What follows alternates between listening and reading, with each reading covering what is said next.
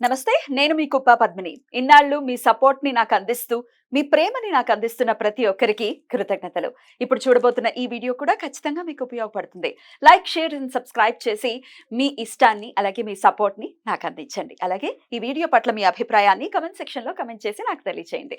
నమస్తే. జ్యోతిష్య శాస్త్రం ఒక అద్భుతం. వేదాంగమైన జ్యోతిష్య శాస్త్రం అనేటువంటిది మానవ జీవన గమనానికి ఒక వరం. జ్యోతిష్య శాస్త్రం నీ జీవితంలో వెలుగునింపే ఒక భాష. ఆ భాష నీకు అర్థమైతే ప్రకృతి నీతో మాట్లాడుతుంది. అస్ట్రాలజీ నేర్చుకోవాలి అనుకునే వారికి అద్భుత అవకాశం. మురళీధర శర్మ గారి అస్ట్రాలజీ క్లాసెస్ అతి త్వరలో మొదలు కాబోతున్నాయి. 100% జాబ్ గ్యారంటీ. వివరాల కొరకు సంప్రదించండి. నమస్తే, వెల్కమ్ టు అవర్ ఛానల్. నేను పద్మిని. ప్రస్తుతం పాటు ప్రముఖ ఆధ్యాత్మికవేత్త, astrologer, tarot card reader and Vedic nutritionist Shrimati Vanaja Ramisetti garu మనతో పాటు ఉన్నారు. మాట్లాడదాం. నమస్కారం అండి. నమస్తే మా పద్మిని. వనజ గారు ఎలా ఉన్నారు? బాగున్నాను. నేను బాగున్నానండి. నవరాత్రులు ఎలా జరుగుతున్నాయి? చాలా చాలా బాగా. చాలా హడావుడి. అందులోన మీ ఏరియాలో చాలా చాలా ఇట్స్ అ బ్యూటిఫుల్ ప్లేస్. ఇక్కడ మంచి వైబ్. చాలా చాలా అద్భుతంగా జరుగుతుంది.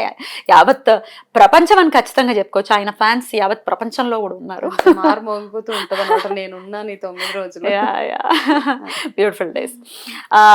వనజ గారు, మీరు ఒక న్యూట్రిషనిస్ట్. నేను ఇవాళ అడిగేటటువంటి ప్రశ్న, అటు మీరు ఆస్ట్రాలజీ కూడా చూస్తారు, టారో కార్డ్ కూడా చూస్తారు కాబట్టి ఒక సమస్యని రెండు సబ్జెక్ట్స్ తోటి కూడా పరిష్కారం తెచ్చే విధంగా అడిగితే బాగుంటుంది. You are capable enough to answer this అన్న ఉద్దేశంతో నేను ఇలా అడగడం జరుగుతుంది. ఇప్పుడు మేబీ ఇప్పుడు లైఫ్ స్పాన్ పెరిగిందేమో కానీ రోగాలు కూడా అలాగే ఉన్నాయి కదా. డాక్టర్స్ చెప్తూ ఉంటారు, ఇదివరకు రోజుల్లో పుట్టే వాళ్ళ సంఖ్య చాలా తక్కువ ఉండేది, చనిపోయేవారు పురిట్లో చనిపోవటం, కడుపులో చనిపోవటం, ఇట్లాంటివి ఏవో రకరకాలు ఉండేవి. ఇంకా చనిపోతే ఇంకా చనిపోయే పరిస్థితి వచ్చి చనిపోవటమే. ఇప్పుడు అట్లా లేదు, లైఫ్ స్పాన్ పెరిగిందని డాక్టర్స్ చెప్తారు. బట్ దెన్ రోగాలు మాత్రం ఇబ్బంది పెడుతూనే ఉన్నాయి. అందులో ప్రధానమైనటువంటి సమస్య కాళ్ళకి సంబంధించినటువంటి సమస్య. ఏజ్ తో కూడా ఇవాళ రేపు సంబంధం లేకుండా మోకాళ్ళ నొప్పులు అనుకోవచ్చు. కాళ్ళకి సంబంధించి బోల్డ్ అని సమస్యలు, వాపులు, నీరు పట్టేయటం, క్రాంప్స్, పగుళ్ళు. అయ్యో, పగుళ్ళు అయితే అంతే కామన్ ప్రాబ్లం. చాలా అసహ్యకరంగా కూడా ఉంటుంది. బోల్డ్ అంత పెడిక్యూర్లకి డబ్బులు పోసేస్తాం.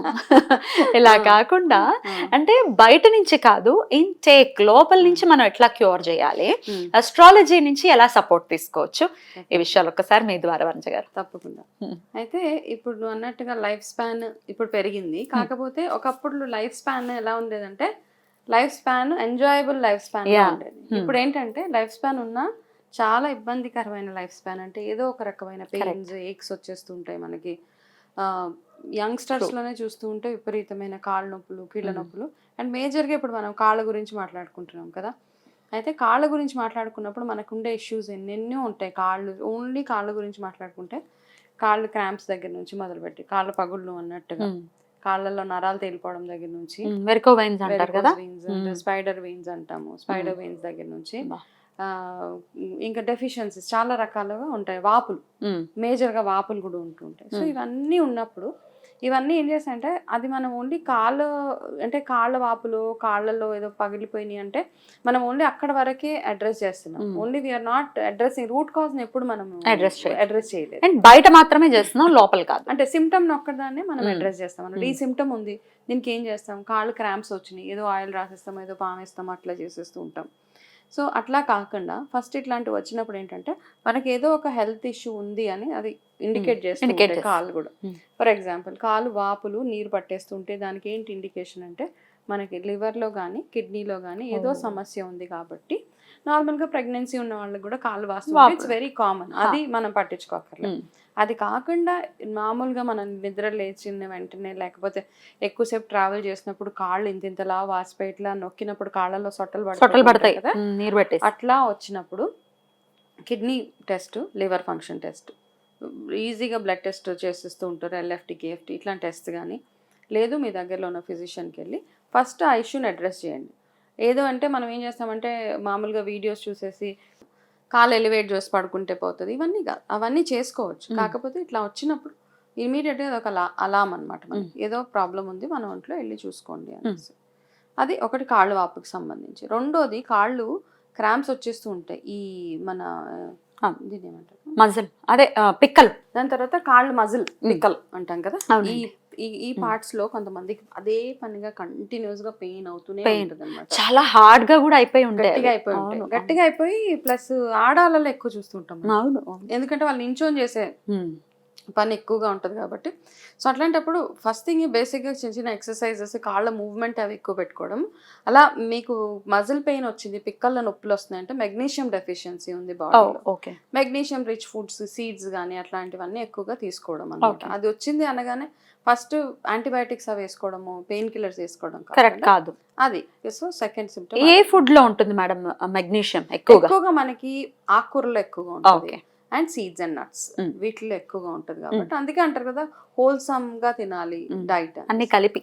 ఎస్. సో ఫస్ట్ ఫుడ్ తోటి అడ్రస్ చేసుకునేవి ఏవైనా అంటే స్టార్టింగ్ లోనే మనం ఇష్యూని అడ్రస్ చేసేస్తే ఇంకా మనకి ఫ్యూచర్ బాగుంటుంది బేసిక్ గా. ఓకే, సో ఇది ఒక సెకండ్ థింగ్ మనం కామన్ గా చూసే వాటిలో. రైట్. ఒకటి కాళ్ళు వాపులు అయిపోయింది, రెండోది కాళ్ళ క్రాంప్స్ అయిపోయింది. Mm. మూడో కామన్ ప్రాబ్లం ఏంటి అంటే పగుళ్ళు. మనకి పగుళ్ళు. Mm. చాలా చాలా వాటిలో చాలా దగ్గర బాగు చూడటానికి కూడా చూడ్డానికి చెప్పులు బాగోదు. వేసుకున్న ఆ పగుళ్ళు ఒక అంటే వేడి చేసింది అంటాము. చాలా మంది కామన్ గా వేడి చేసి పగుళ్ళు, లేకపోతే ఎక్కువసేపు నీళ్ళలో నానితే పగుళ్ళు.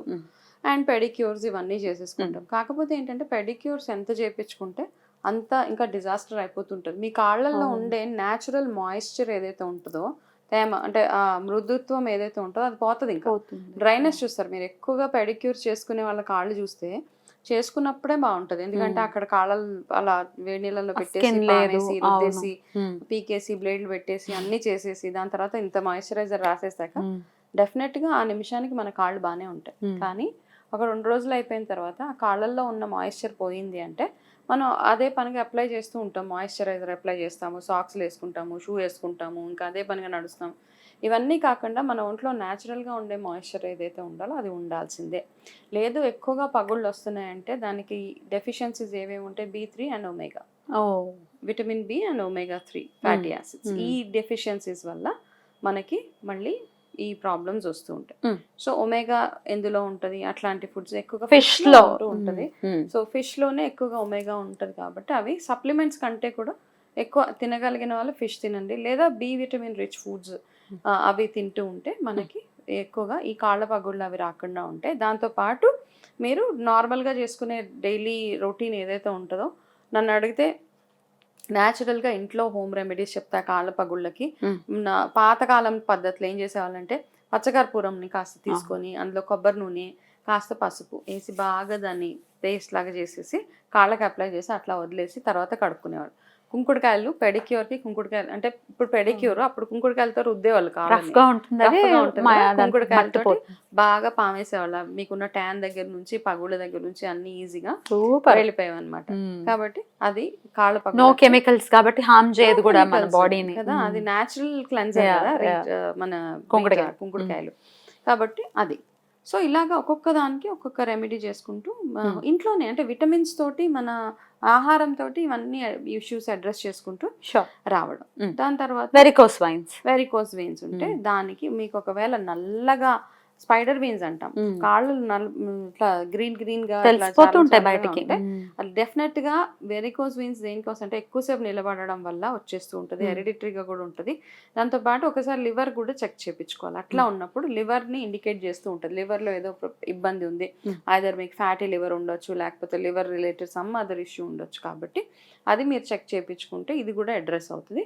దాంతోపాటు వెరికోస్ వెయిన్స్ కి తగ్గ బ్లడ్ సర్క్యులేషన్ అవ్వడానికి మీరు ఏమేమైతే చేయాలో అవన్నీ చేస్తూ. ఫుడ్ అయితే తీసుకోవచ్చు మేడం వెరికోస్ వెయిన్స్ కి ఫుడ్ కి సంబంధం లేదు. వెరికోస్ వెయిన్స్ కి ఏంటంటే ఒకటి లివర్ ని సరిగ్గా ఉంచుకోవడం ఒకటి, అండ్ రెండోది ఏంటంటే వెరికోస్ వెయిన్స్ ఉన్నాయి అంటే మీ కాళ్ళల్లో బ్లడ్ సర్క్యులేషన్ సరిగ్గా అవ్వట్లేదు కాబట్టి రెగ్యులర్ గా మసాజెస్ అవి చేయించుకోవడము. దాని తర్వాత ఎక్కువసేపు ఒకటే ప్లేస్ లో నించొని ఉండడం వల్ల కూడా వెరికోస్ వెయిన్స్ వచ్చేస్తూ ఉంటాయి. కాబట్టి చూసుకోండి. నించున్నంతసేపు మనం వంట చేస్తుంటాం ఆడలు, నించున్నంతసేపు తప్పదు కాబట్టి కాళ్ళని కాస్త మూవ్మెంట్ ఇస్తూ ఉండండి.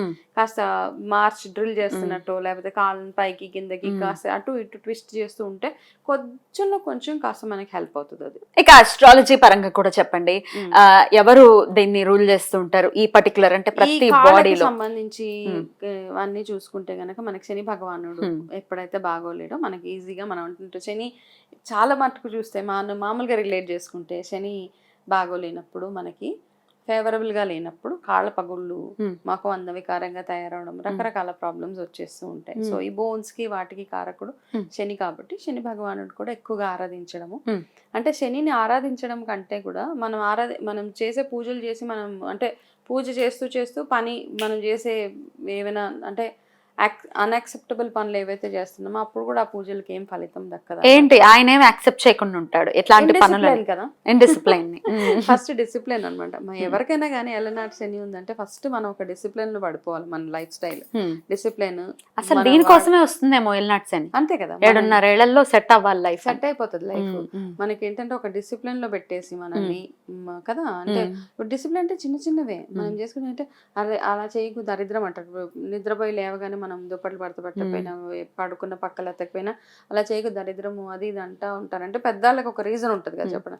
సో ఇవన్నీ డిసిప్లిన్ మ్యాటర్స్ అలాట్. మీ టైం మేనేజ్మెంట్ దగ్గర నుంచి, మీరు నిద్రపోయి లేచిన మీ క్లెన్లీనెస్ దగ్గర నుంచి, మీరు మాట్లాడే మాటల దగ్గర నుంచి, తిట్ల దగ్గర నుంచి ఇవన్నిటిని రూల్ చేస్తాడు. కాబట్టి ఇవన్నీ కంట్రోల్లో ఉంటేనే అప్పుడు మనం ఆ భగవంతుడిని ప్లీజ్ చేసినట్టు అవుతుంది. వాటితో పాటు మీరు చేసే రెగ్యులర్ గా శని ఆరాధన, హనుమంతుడి ఆరాధన ఇవన్నీ చేసుకుంటూ ఇట్లా విటమిన్ రిలేటెడ్ గా ఇట్లాంటి విటమిన్స్ తీసుకుంటూ, ఈ విటమిన్స్ బి విటమిన్ కానీ ఒమేగా గురించి మాట్లాడుకున్నాము, ఇట్లాంటి విటమిన్స్ తింటూ ఉంటే మనకి చక్కగా ఆరోగ్యం కూడా సెట్ అయిపోతుంది. తప్పకుండా ఈ మోకాళ్ళకి అసలు కాళ్ళకి సంబంధించి ఎటువంటి సమస్యలున్నా దాటి నుంచి బయటపడాలి అని అంటే కూడా డెఫినెట్ గా అటు ఆస్ట్రాలజీ పరంగా ఏం చేసుకోవచ్చు, అలాగే న్యూట్రియంట్ ఫుడ్ ఏది కరెక్ట్ గా తీసుకోవాలి అనేది చాలా బ్యూటిఫుల్ గా ఎక్స్ప్లెయిన్ చేశారండి. ఇంకొక ప్రశ్న ఉంది, పక్షవాతానికి కాళ్ళకి గనక వస్తే దానికి ఏంటి చాలా పెక్యులర్ అండ్ చాలా గట్టి సమస్య కదా అది. అది ఇప్పుడు ఏంటంటే ఒకప్పుడు మనకి ఎక్కువ అంటే బేసిక్ గా పక్షవాతం ఎందుకు వస్తుంటే it's directly link to your neurology కదా అది. బ్లడ్ ప్రెషర్ కి కూడా బ్లడ్ ప్రెషర్. కాబట్టి పక్షవాతము వచ్చినప్పుడు ఏమంటారు అంటే ఫస్ట్ ఆఫ్ ఆల్ మనకి సిమ్టమ్స్ తెలిసిపోతూ ఉంటాయి ముందు నుంచే. మనకి సడన్ గా వచ్చేస్తుంది అంటారు చాలా మంది. ఉండి పక్షవాతం అంటే వాళ్ళ బీపీ సరిగా మానిటర్ చేయకుండా ఉండి ఉంటారు, వాళ్ళు తినే ఆహారంలో ఉప్పు అవన్నీ కంట్రోల్ చేసుకోవడము. ఫ్యామిలీలో ఆల్రెడీ అట్లాంటివి ఎవరికైనా వచ్చి ఉంటే మాత్రం నెక్స్ట్ జనరేషన్ చాలా చాలా కేర్ఫుల్ గా ఉండడం ఒకటి. అండ్ ఇప్పుడు ఏంటంటే ఇమీడియట్ గా with in some time hospital తీసుకెళ్తే దాని నుంచి చక్కగా రిలీఫ్ కూడా అయిపోతుంది. కాబట్టి ఇది ఒకసారి చూసుకోవడమే, వెంటనే ఇమీడియట్ గా యాక్షన్ తీసుకోవడము. అయితే ఒక చక్కటి రెమెడీ చెప్తారు ఆయుర్వేదాలో, ఏంటంటే పక్షవాతం సిమ్టమ్స్ మనకు అనిపించినప్పుడు వెంటనే తేనె తాగేయమంటారు. అవునా? మంచి తేనె ఇంట్లో అందుకే హ్యాండీగా పెట్టుకోమంటూ ఉంటారు. తేనె గబగబా తాగేస్తే మనకి పక్షవాతంని అది కంట్రోల్ ఆపుతుంది.